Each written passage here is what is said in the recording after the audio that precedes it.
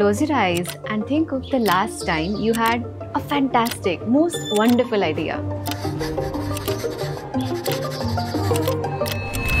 Thought of it? Now, think about where did you get it from? Depending on the place and the situation, you could be one of the two creative archetypes, and identifying that will lead to endless top quality ideas. Because here's the truth.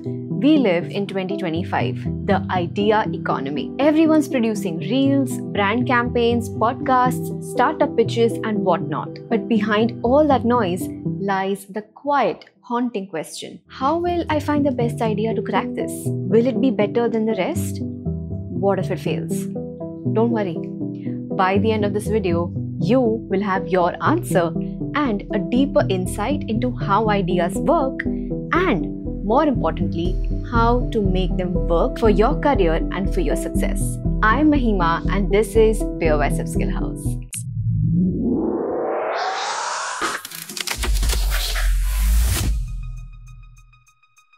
In today's video, we will explore the concepts and practices behind idea generation.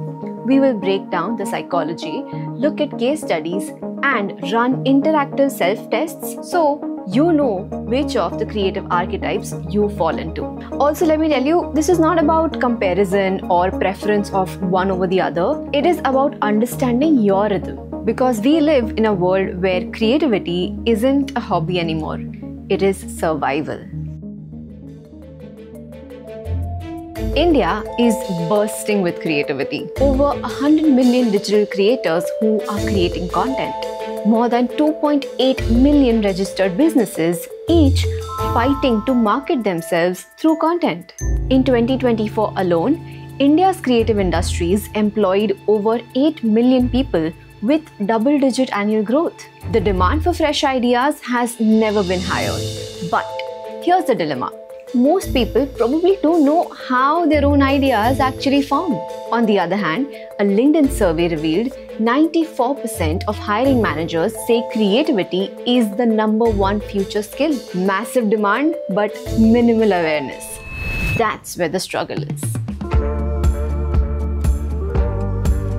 Elizabeth Gilbert in Big Magic wrote, "I believe that our planet is inhabited not only by animals and plants and bacteria and viruses, but also by ideas. They are completely separate from us, but capable of interacting with us.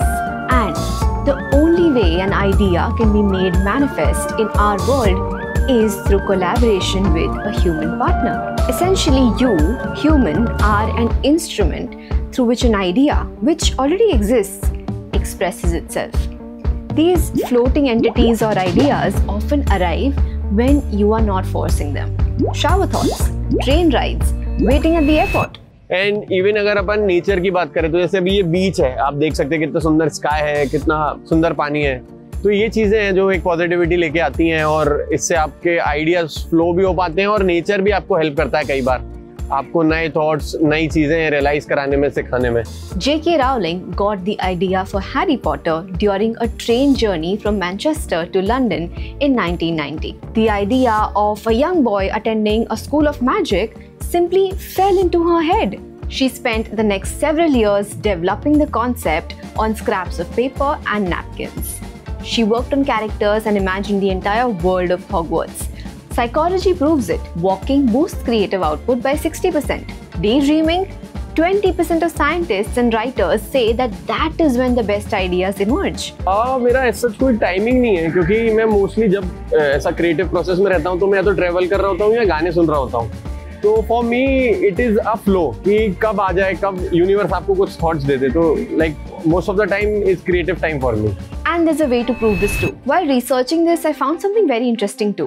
There's something called multiple discovery. It essentially happens when once you get an idea, but if you don't execute it quickly, multiple other people will also receive the same floating entity and then they might execute it. Scientifically, this multiple discovery is seen in a lot of fields. One great example of multiple discovery is the theory of evolution. Charles Darwin and Alfred Russel Wallace both independently discovered the concept of natural selection around the same time. Darwin in 1859, while Wallace in 1858. And by the way, they did not interact with each other. So, a question to you. When is the last time you were simply doing nothing? Think about it. I know it must be tough because in 2025, no one has the time to do nothing. We are either running around chasing countless commitments or doom scrolling reels. And this happens to be the same reason why you do not get any fresh new ideas. So as a creative, it is your duty to be bored, to not do anything. So you keep yourself open to inspiration, to ideas. Tanmay Bhatt had something really nice to say about this. In one of his conversations, he discussed how modern society has become overly focused on consistent activity and become human doings instead of human beings, leaving very little room for stillness. Tanmay highlighted that allocating just 30 minutes a day to boredom can stimulate creative thinking, problem solving, and inner peace. So, do you think you belong to this creative archetype, the ones who have ideas incoming?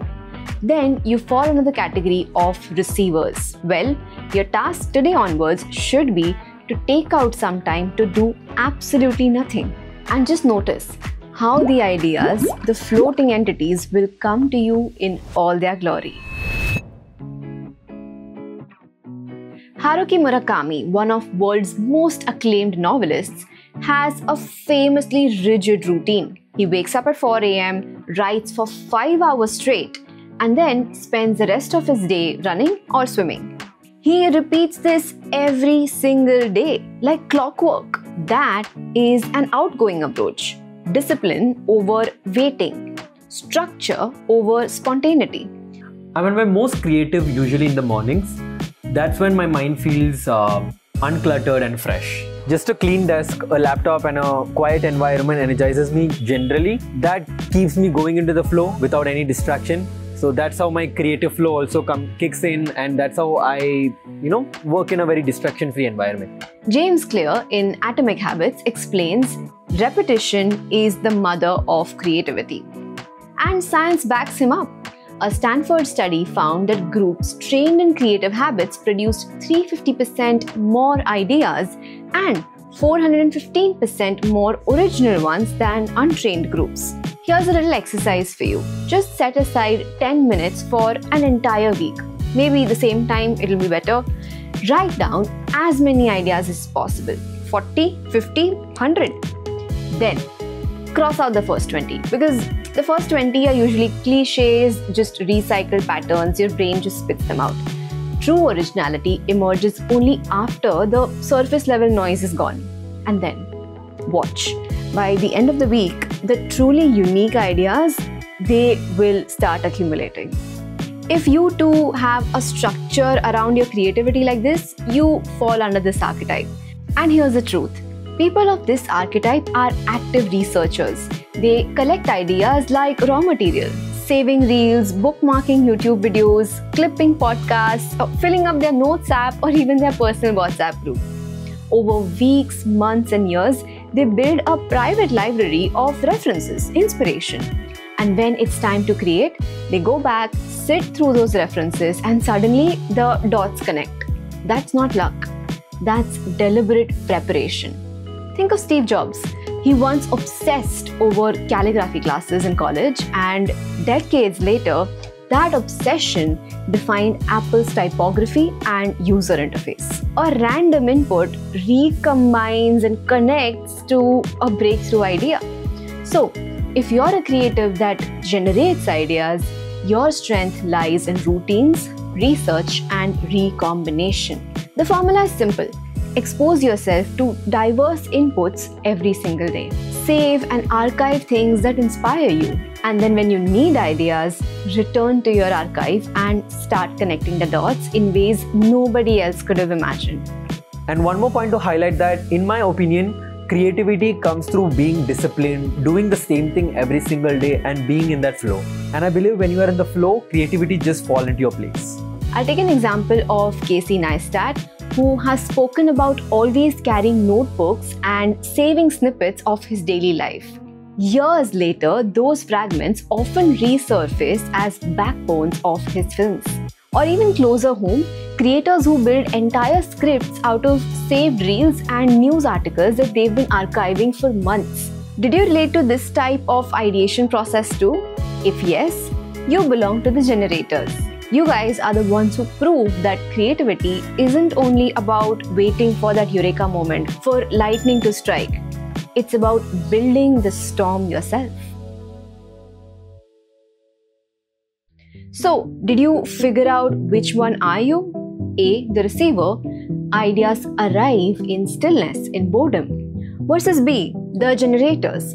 Ideas arrive through effort and structure. You could do a small exercise. Write down the last 3 breakthrough ideas you had. Now ask, did they come during boredom or during routine? This one reflection saves years of frustration. Because the enemy isn't lack of creativity, it is lack of self-awareness. In 2025, ideas are currency. But too many of us waste energy comparing. He's more original, she always has better ideas, I'm not creative enough. But here's the truth. Creativity isn't random, it is patterned. You are not lost.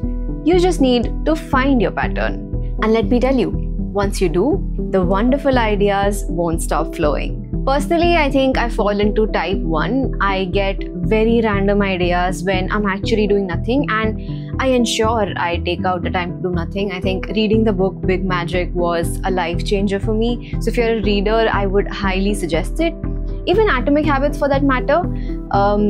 Both of those are very important for both of these type of creators. Some of the reels or videos which have performed extremely well at Skill House are actually a product of boredom at my part. So I think taking time out to be a human being and not just human doing does help. So let me know which category do you fall into. I'd love to have a conversation with you about this. It's such an interesting topic.